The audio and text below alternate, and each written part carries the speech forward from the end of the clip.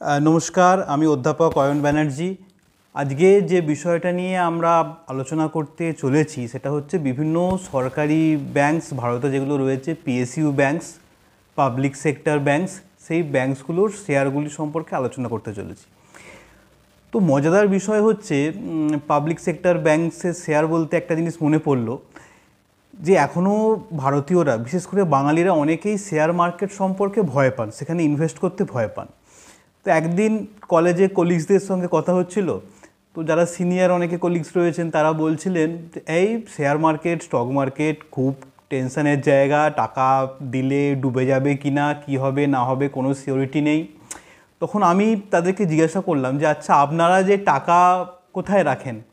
তারা বললো কেন, ব্যাংকে রাখি। কোন ব্যাংকে? না, সরকারি ব্যাংকে রাখি, স্টেট ব্যাংক অফ ইন্ডিয়ায় রাখি, এফডি করি, সেভিংস ব্যাংকে রাখি। আমি তখন তাদেরকে বলেছিলাম যে আপনারা যখন মনে করছেন যে স্টেট ব্যাংকের যদি আপনারা টাকা রাখেন সেটা ডুববে না, তাহলে স্টেট ব্যাংকের যদি শেয়ার কেনেন তাহলে সেই টাকাটা আপনার কেন ডুবে যাবে? তখন তারা কোনো উত্তর দিতে পারেনি। তো এইটাই ভারতবর্ষে, বিশেষ করে বাঙালির মতো জাতি, এত শিক্ষিত জাতি, তা সত্ত্বেও তাদের মধ্যে ফিনান্সিয়াল লিটারেসির অভাব খুবই বেশি মাত্রায়। অনেক শিক্ষিত, উচ্চশিক্ষিত মানুষের মধ্যেও কিন্তু এখনও এই ফিনান্সিয়াল লিটারেসি গড়ে ওঠেনি। যাই হোক, যারা আমার এই ভিডিওটি দেখছেন, যারা এখনও আমার চ্যানেলে সাবস্ক্রাইব করেননি, তারা অবশ্যই সাবস্ক্রাইব করুন এবং ভিডিওটি ভালো লাগলে অবশ্যই লাইক দিয়ে উৎসাহিত করবেন। তো আজকে আমরা যে বিষয়টা নিয়ে আলোচনা করতে চলেছি সেটা হচ্ছে বিভিন্ন সরকারি ব্যাংকের শেয়ার। তো কটা সরকারি ব্যাংক রয়েছে ভারতবর্ষে? বর্তমানে বিভিন্ন ডিমার্জার, মার্জার ইত্যাদির পরে বর্তমানে ভারতবর্ষে পিএসইউ ব্যাংকস রয়েছে 12টি। আপনারা সামনের এই লিস্টে দেখতেই পাচ্ছেন 12টি পিএসইউ ব্যাংকসকে। মার্কেট ক্যাপ অনুযায়ী ওপর থেকে নিচে অবধি ব্যাংকসগুলি রয়েছে। প্রথমেই স্টেট ব্যাংক অফ ইন্ডিয়া, তারপর Punjab National Bank, Bank of Baroda, Canara Bank, Union Bank of India, Indian Bank, Bank of India, Central Bank of India, Indian Overseas Bank, UCO Bank, Bank of Maharashtra and Punjab and Sind Bank. এই 12টি PSU banks বর্তমানে ভারতবর্ষে রয়েছে। কিন্তু যেহেতু 12টা PSU bank সম্পর্কে একসঙ্গে আলোচনা করা সম্ভবপর নয়, আমি 5-6টি পিএসইউ ব্যাংক সম্পর্কে আলোচনা করব এবং করে এইটা বোঝার চেষ্টা করব যে সেগুলি এখন ইনভেস্টেবল অবস্থায় রয়েছে কিনা। প্রথমে আমরা আলোচনা করব ইন্ডিয়ান ব্যাংক সম্পর্কে। ইন্ডিয়ান ব্যাংক তার হাই প্রায় 630-এর কাছাকাছি, সেখান থেকে এখন 536-এ আছে বর্তমান মার্কেট কারেকশানে। এর যদি পিই দেখেন মাত্র 7 পয়েন্ট সামথিং এবং এর প্রাইস টু বুক ভ্যালু মাত্র 1-এর থেকে কিছুটা বেশি, অর্থাৎ খুবই আন্ডার ভ্যালুড রয়েছে বর্তমানে ব্যাংকটি বলাই যেতে পারে। এর যদি আপনারা ফিনান্সিয়ালস দেখেন তাহলে দেখবেন যে 46,000 কোটি 2022 থেকে বর্তমানে তা চলে এসছে 2024-এ 64,000 কোটির ওপরে। এর প্রফিট 4,000 কোটি থেকে এখন চলে এসছে 8,000 কোটি। প্রফিট 2 বছরের মধ্যেই ডাবল হয়ে গেছে। রেভিনিউও প্রায় 50% বেড়েছে। এর যদি শেয়ার হোল্ডিং প্যাটার্ন দেখেন তাহলে শেয়ার হোল্ডিংয়ে প্রায় 74% সরকারের কাছে রয়েছে, গভর্নমেন্ট অফ ইন্ডিয়ার কাছে রয়েছে। এফআইআই এর কাছে রয়েছে 5%, ডিআইআই এর কাছে প্রায় 17%, অর্থাৎ এফআইআই আর ডিআইআই এর কাছে টোটাল রয়েছে 22% ব্যাংকটির। নেক্সট আমরা যে ব্যাংক নিয়ে আলোচনা করব সেটি হচ্ছে Union Bank of India. Union Bank of ইন্ডিয়াও যদি দেখেন পিই মাত্র 5 আর প্রাইস টু বুক ভ্যালু 1-এর থেকেও কম, অর্থাৎ প্রায় জলের দরে বর্তমানে পাওয়া যাচ্ছে। 172-এর হাই ছুঁয়েছিল, এখন 113 এই জায়গায় রয়েছে। অত্যন্ত ডিপলি আন্ডার ভ্যালুড এই ব্যাংক স্টকটি। তো এর যদি ফিনান্সিয়ালস দেখেন যে 2022-এ 81,000 কোটি থেকে 24-এ 1,20,000 কোটি টাকা।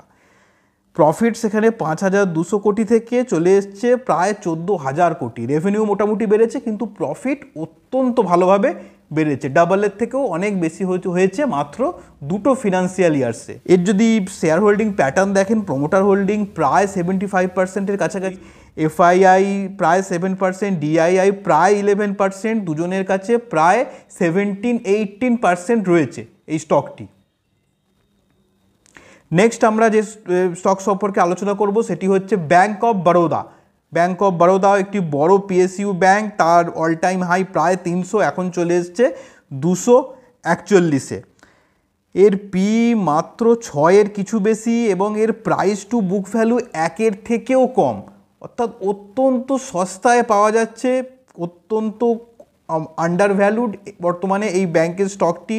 এর যদি ফিনান্সিয়ালস দেখেন তা 87,000 কোটি ছিল 22-এ, এখন হয়ে গেছে 1,41,000 কোটির ওপর, এবং এর প্রফিট 7,800 কোটি থেকে বেড়ে হয়েছে 18,000 কোটি, প্রফিট ডাবলেরও বেশি হয়ে গেছে, এবং রেভিনিউও খুব ভালোভাবে বৃদ্ধি পেয়েছে। এর যদি শেয়ার হোল্ডিং প্যাটার্ন দেখেন, প্রোমোটারের কাছে রয়েছে 64%, এফআইআই এর কাছে প্রায় 10%, ডিআইআই এর কাছে 15% প্লাস, অর্থাৎ দুজনের কাছে রয়েছে প্রায় 26%।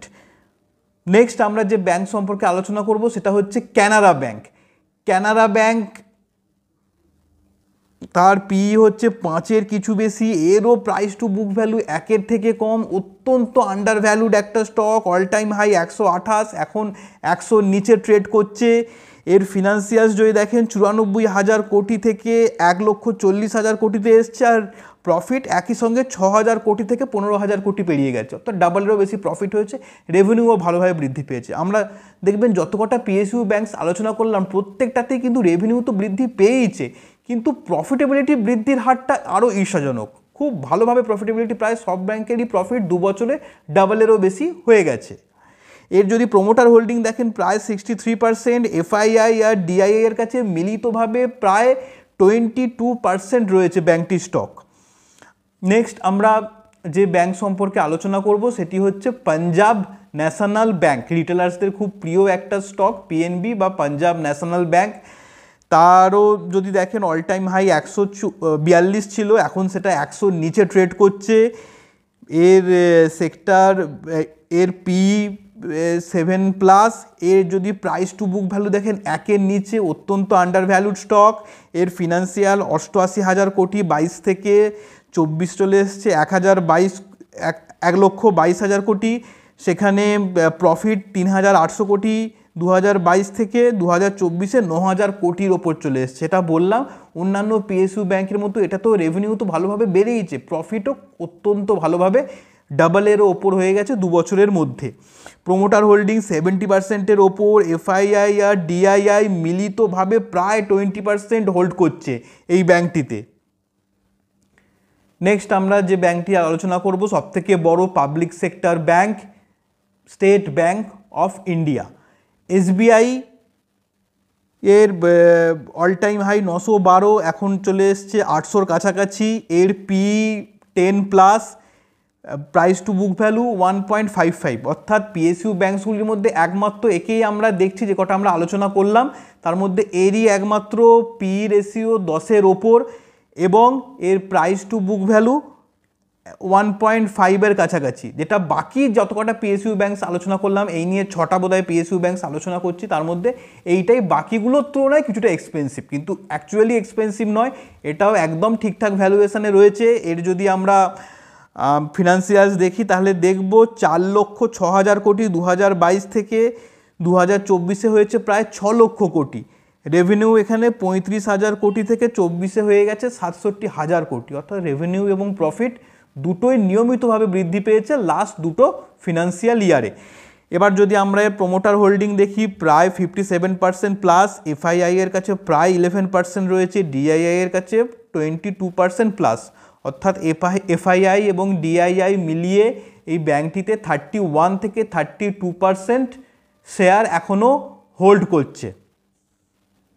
এবার দেখুন আমরা 12টা পিএসইউ ব্যাংকস রয়েছে, সবকটাতে আলোচনা করার দরকার নেই, 6টা পিএসইউ ব্যাংক সম্পর্কে আলোচনা করলাম, এবং সবকটাতেই দেখা গেল মোটামুটি ফিনান্সিয়ালস বেশ ভালো, রেভিনিউ এবং প্রফিটের বৃদ্ধিও বেশ ভালো, এবং প্রত্যেকটা ব্যাংকই মোটামুটিভাবে আন্ডার ভ্যালুড, কোনো কোনো ব্যাংক খুবই আন্ডার ভ্যালুড। এইবার দেখুন যদি এর সঙ্গে একটু আমরা প্রাইভেট ব্যাংকসগুলো তুলনা করি, এখন হ্যাঁ এটা ঘটনা যে প্রাইভেট ব্যাংকসগুলো বেশি ভ্যালুয়েশন এনজয় করছে, কারণ প্রাইভেট ব্যাংকসগুলো যেগুলো ভারতবর্ষের বড় বড় প্রাইভেট ব্যাংক সেগুলো বিগত কয়েক দশক ধরে মানুষকে পয়সা বানিয়ে দিয়েছে, এগুলো এক একটা মাল্টিব্যাগার স্টক, মানুষ এতে পয়সা রেখে প্রচুর টাকা ফেরত পেয়েছেন, ফলে এর পি এবং প্রাইস টু বুক ভ্যালু একটু বেশি। তো আমরা যদি একদম সংক্ষেপে আলোচনা করি বড় প্রাইভেট সেক্টর ব্যাঙ্কসগুলো, তাহলে দেখব প্রথমেই সবথেকে বড় প্রাইভেট ব্যাঙ্ক এইচডিএফসির PE 18-এর ওপর, প্রাইস টু বুক ভ্যালু প্রায় 2.7। আরেকটি বড় প্রাইভেট ব্যাঙ্ক ICICI ব্যাঙ্ক, তার PE 18-এর ওপর, প্রাইস টু বুক ভ্যালু 3-এর ওপর। কোটাক মাহিন্দ্রা ব্যাঙ্ক একটা বড় মাল্টিব্যাগার স্টক, কয়েক দশক ধরে মানুষকে খুব ভালো রিটার্ন দিয়েছে, সেটির PE 15-এর ওপর, price to book value 2.31। Axis bank PE 12-এর ওপর এবং প্রাইস টু বুক ভ্যালু এরও 2-এর ওপর। অর্থাৎ হ্যাঁ, এটা ঠিকই যে মার্কেট সাধারণভাবে প্রাইভেট ব্যাঙ্কসগুলিকে বেশি ভ্যালুয়েশন দেয়, তার কারণ প্রাইভেট ব্যাঙ্কসগুলির বহু বছর যাবৎ একটা ভালোভাবে রেভিনিউ বাড়ার, প্রফিট বাড়ার একটা ইতিহাস রয়েছে। সেখানে পাবলিক সেক্টর ব্যাঙ্কসগুলিতে বহু বছর যাবৎ বিভিন্ন ধরনের লোন কেলেঙ্কারি চলেছে, গভর্নমেন্টে কে থাকে না থাকে তার পলিসি চেঞ্জের ওপর পাবলিক সেক্টর ব্যাঙ্কসগুলি নির্ভর করে। সেই জন্যই আমরা দেখছি যে সাধারণত প্রাইভেট ব্যাঙ্কসগুলি একটু বেশি ভ্যালুয়েশন এনজয় করেছে। কিন্তু ভ্যালুয়েশন ওয়াইজ আমরা যদি দেখি, আমরা দেখলাম যে অধিকাংশ পাবলিক সেক্টর ব্যাঙ্কসই যেখানে 1 বা 1-এর নিচে প্রাইস টু বুক ভ্যালু, সেখানে সবকটি প্রাইভেট ব্যাঙ্কসেরই কিন্তু বুক ভ্যালু 2-এর ওপর এবং কোনোটা 3-এরও ওপর। তো যদি অ্যাপেল টু অ্যাপেল একটা কম্প্যারিজন করা যায় পাবলিক সেক্টর ব্যাঙ্কসের সঙ্গে প্রাইভেট সেক্টর ব্যাঙ্কসের, তাহলে আমরা দেখব পাবলিক সেক্টরস ব্যাঙ্কগুলি কিন্তু তুলনামূলকভাবে এখনও চিপ। এবং আমরা জানি যে বিগত আমরা যদি 3 বছর দেখি, তাহলে বিগত 2-3 বছরে সরকারি ব্যাঙ্কগুলি কিন্তু 2 থেকে 3 গুণ, কখনো কখনো আরও বেশি রিটার্ন দিয়েছে। সেখানে প্রাইভেট ব্যাঙ্কসগুলি বিগত 3 বছরে প্রায় কোনো রিটার্নই দেয়নি, একই জায়গায় ঘুরে বেড়াচ্ছে এবং তাদের রেভিনিউও কিন্তু বাড়ছে। তা সত্ত্বেও কিন্তু প্রাইভেট ব্যাঙ্কসগুলি এখনও তুলনামূলকভাবে PSU ব্যাঙ্কসের তুলনায় ওভার ভ্যালুড, আমরা যদি PE বা প্রাইস টু বুক ভ্যালু দেখি। কিন্তু এটা যেটা বললাম যে যেহেতু প্রাইভেট ব্যাঙ্কসগুলি বিগত কয়েক দশক ধরে মানুষকে প্রচুর পয়সা কামিয়ে দিয়েছে, তো এই ব্যাঙ্কগুলির ওপর মানুষের একটা অত্যন্ত ভরসা রয়েছে।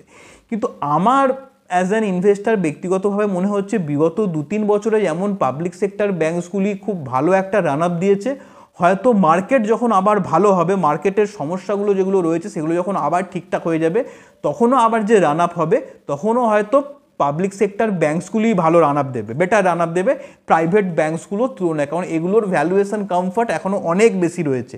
এইগুলো তো NPA, যেগুলোকে নন পারফর্মিং অ্যাসেট বলে, NPA প্রতি বছর কমাচ্ছে। তো এইগুলোর বৃদ্ধির চান্স কিন্তু, এগুলোর দৌড়াবার চান্স কিন্তু এখনও এই প্রাইভেট ব্যাঙ্কগুলোর তুলনায় বেশি বলে মনে করছি। প্রাইভেট ব্যাঙ্কসগুলো অবশ্যই রিটার্ন দেবে, কিন্তু সেটা পাবলিক সেক্টর ব্যাঙ্কসগুলোর তুলনায় কম দেবে স্টকের ক্ষেত্রে বলে আমার মনে হচ্ছে। কারণ ভারতীয় অর্থনীতি যখন বাড়বে তখন সব ব্যাঙ্কসকেই পার্টিসিপেট করতে হবে, তখন স্বাভাবিকভাবেই প্রাইভেট ব্যাঙ্কসগুলোর একটা পার্টিসিপেশন থাকবে। বিখ্যাত ভারতীয় ইনভেস্টর রাকেশ ঝুনঝুনওয়ালা, যাকে ইন্ডিয়ান মার্কেটের বুল বলা হয়ে থাকে, দ্য বিগ বুল, বা যাকে ওয়ারেন বাফে অফ ইন্ডিয়া বলা হয়, তিনি একটা কথা বলেছিলেন কয়েক বছর আগে ইন্টারভিউতে, আমি শুনেছিলাম যে we have seen the best of the private sector banks, but we are yet to see the best of the public sector banks। এবং ওনাকেও আমরা জানতাম যে ওনার নিজেরও ক্যানারা ব্যাংকে একটা বড় হোল্ডিং ছিল, তো উনি নিজেও সরকারি ব্যাঙ্কগুলোতে বুলিশ ছিলেন প্রাইভেট সেক্টর ব্যাঙ্কসগুলোর তুলনায় কয়েক বছর আগে, এবং সেটা আমরা দেখলাম যে ওনার এই ভবিষ্যৎবাণী সত্যি হলো। এই ইন্টারভিউটা আমি 3-4 বছর আগে শুনেছিলাম, তারপরেও আমরা দেখেছি যে সরকারি ব্যাঙ্কগুলি একটা রান আপ দিল, যেটা বেসরকারি ব্যাঙ্কগুলো পারেনি। তো ভবিষ্যতেও আমার মনে হয় যে সরকারি ব্যাঙ্কগুলোই হয়তো বেটার জায়গায় রয়েছে ভালো রান আপ দেওয়ার ক্ষেত্রে। তো এই যে ভিডিওটা আমি করেছি, ভিডিওটা সম্পূর্ণরূপে এডুকেশনাল পারপাসে করা, এটা মাথায় রাখবেন। আপনারা, এটা কোনো বাই বা সেল রেকমেন্ডেশন নয়। এখানে আপনারা কোনো ধরনের বাই বা সেল করার আগে আপনাদের যারা পার্সোনাল ফিনান্সিয়াল অ্যাডভাইজার তাদের সঙ্গে কথা বলবেন। আর সকলে ভালো থাকবেন, সুখে থাকবেন, শান্তিতে থাকবেন। Happy investing. নমস্কার।